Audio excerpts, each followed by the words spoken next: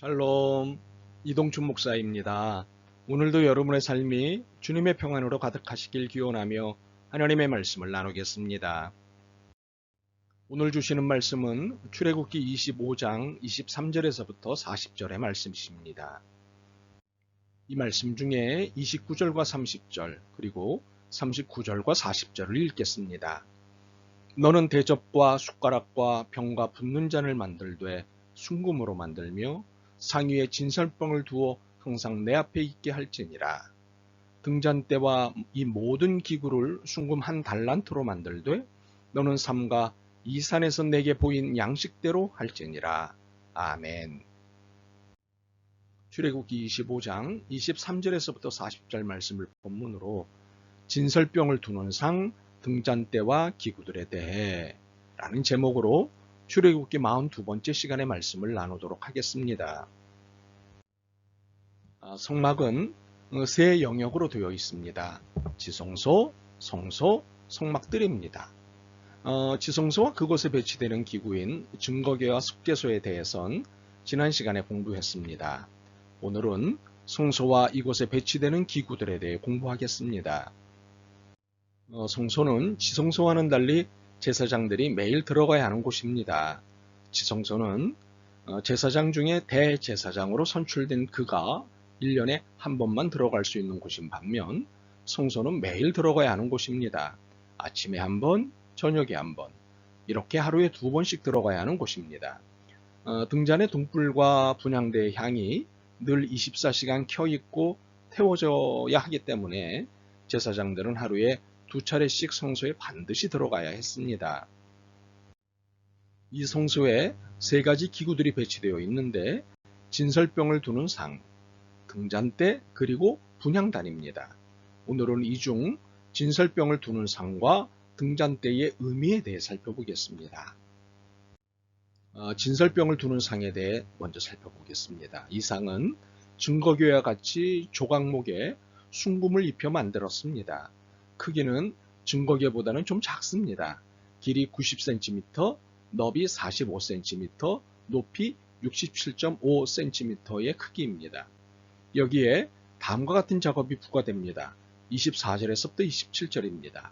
순금으로 싸고 주위에 금태를 두르고 그 주위에 손바닥 넓이만한 턱을 만들고 그 턱 주위에 금으로 태를 만들고 그것을 위하여 금고리 넷을 만들어 그 네 발 위 네 모퉁이에 달되 턱 곁에 붙이라.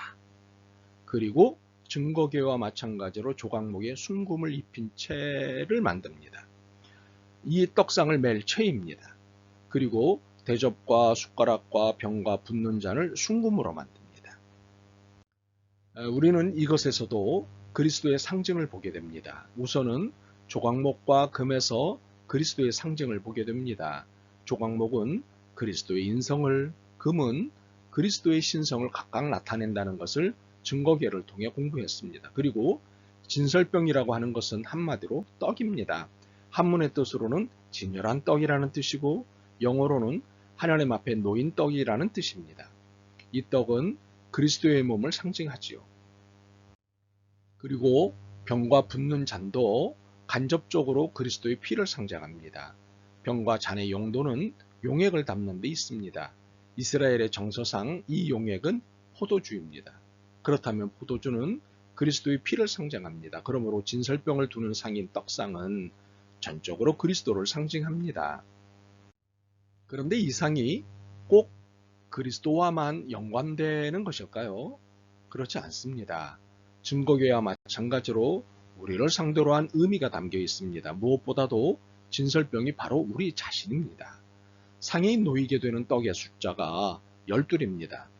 이것은 이스라엘의 12지파를 의미합니다. 이는 모든 하나님의 백성은 하나님 앞에서 산다는 것과 하나님이 우리를 보호하신다는 것을 동시에 보이시는 것이지요. 12개의 떡은 제사장들에 의해 아침과 저녁으로 교체됩니다. 늘 신선한 떡을 하나님께 드리는 것이지요.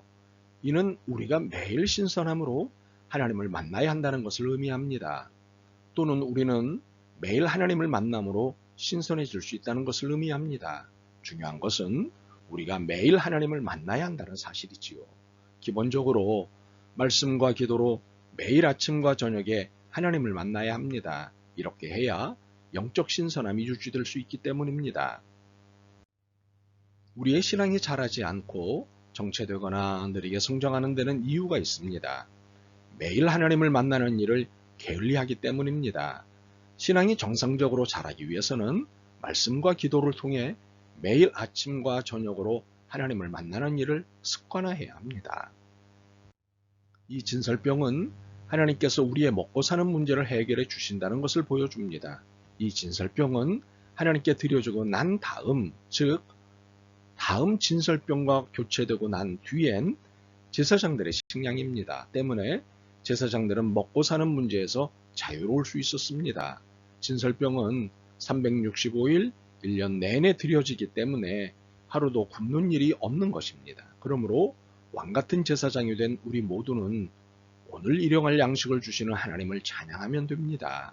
이에 먹고 사는 문제를 염려하는 것은 이방인들이 하는 것입니다. 우리는 하나님의 나라와 의를 위하여 살면 됩니다.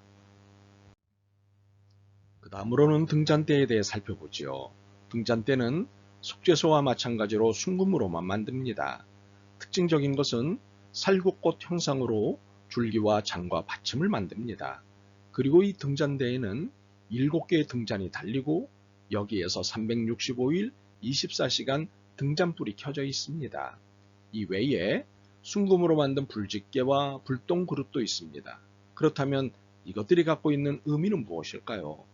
무엇보다도 등잔대가 순금으로 만들어진다는 것은 이것이 하나님이신 그리스도의 고유 영역이자 사역임을 의미하는 것입니다. 그렇다면 그 고유의 영역에서 무슨 일을 하시는 것일까요? 세상과 영혼을 밝히시는 일을 하십니다. 성소는 4겹의 천으로 덮여져 있기 때문에 늘 어둡습니다. 이 어두움을 밝히는 유일한 것이 이 등잔대입니다. 이 등잔대에서 나오는 빛이 없으면 이 성소는 어둠 그 자체입니다. 그렇습니다. 이 세상을 밝혀주실 수 있는 분은 오직 예수 그리스도이십니다. 내 어두운 영혼을 밝혀주실 수 있는 분은 오직 주님이십니다. 그리고 어두운 길을 365일 24시간 밝혀주심으로 넘어지지 않고 길을 갈 수 있게 해주십니다. 등잔대의 특징이 살구꽃 형상을 주로 삼았다는 것은 모든 것의 시작이신 하나님이신 그리스도를 의미합니다. 이 살구꽃은 이스라엘에서 가장 먼저 피는 꽃입니다. 그러므로 살구꽃은 알파와 오메가 되시는 주님을 보여줍니다. 우리 삶의 모든 시작이 주님께 있다는 것이고 있어야 한다는 의미입니다. 7개의 등잔이 달렸다고 했는데 이는 교회의 머리이신 그리스도를 상징함과 동시에 교회를 상징합니다. 요한계시록 1장 20절에는 7촛대, 4장 5절에는 7등불이 나오는데 이 모두 교회를 상징합니다. 이는 그리스도께서 세상의 빛이신과 동시에 모든 교회들이 세상의 빛의 역할을 해야 함을 의미합니다. 그것도 365일 24시간 세상에서 빛의 역할을 감당해야 합니다. 그러므로 교회는 세상의 유일한 빛이자 마지막 빛입니다. 이 역할은 양보할 수도 없고 더욱이 포기할 수도 없습니다. 교회의 운명이 달린 역할이자 사명입니다. 그렇기에 세상이 교회에 거는 기대는 최고치요 절대치입니다. 교회에 대해 심하게 질책하고 비아냥하는 이유가 이 때문입니다. 그러므로 교회에 대한 안티적 태도는 교회에 거는 기대 때문입니다. 불집게와 불똥, 이 그릇은 어찌 보면 하잘것없어 보입니다. 그러나 이것은 성소에서 중요한 기구들입니다. 그래서 순금으로 제작됩니다. 하나님께서 쓰시는 것은 다 소중한 것들이기 때문입니다. 눈에 띄고 큰 것만이 소중한 것이 아닙니다. 눈에 안 띄고 작아도 하나님이 쓰시면 귀한 것입니다. 그러므로 크고 유명한 것에 목숨 걸지 마십시오. 작고 무명한 것도 귀히 쓰시는 하나님을 찬양하십시오. 이제 양식대로에 대해 보충 설명을 좀 하도록 하지요. 하나님은 모세에게 증거계, 속죄소, 진설병 두는 상, 등잔대를 만들 것을 지시하신 후 중요한 명령을 내리십니다. 40절입니다. 너는 삼가 이 산에서 내게 보인 양식대로 할지니라. 무슨 뜻입니까? 글자 그대로입니다. 하나님이 보여주신 대로 하라는 것입니다. 모세 맘대로 해서는 안 된다는 것입니다. 내가 지시한 그대로 하라. 우리는 하나님의 방식대로가 아닌 내 방식대로 일을 하거나 살아갑니다. 어쩔 수 없다는 이유를 대며 말입니다. 그러나 이 말보다 구차한 변명은 없습니다. 과연 어쩔 수 없다? 그렇다면 나는 전능하신 하나님을 믿는 것일까? 나를 인도하시고 보호하시는 하나님을 믿는 것일까? 어쩔 수 없다는 변명은 불신앙과 다르지 않습니다. 바라기는 오늘을 계기로 불신앙을 버리고 진정한 신앙의 사람으로 거듭나게 되기를 소원합니다. 하나님이 보이신 말씀대로, 들려주신 말씀대로 살기 위해 애쓰는 우리가 되길 간절히 소원합니다. 아멘. 주님, 삶의 모든 것이 다 의미가 있음을 깨닫습니다. 늘 신실하고 진솔하게 하나님 앞에 살게 하옵소서. 전능하신 하나님 앞에 신앙으로 살게 도와주옵소서. 예수 그리스도의 이름으로 기도드립니다. 아멘. 오늘도 여러분의 믿음과 삶을 응원합니다. 사랑합니다.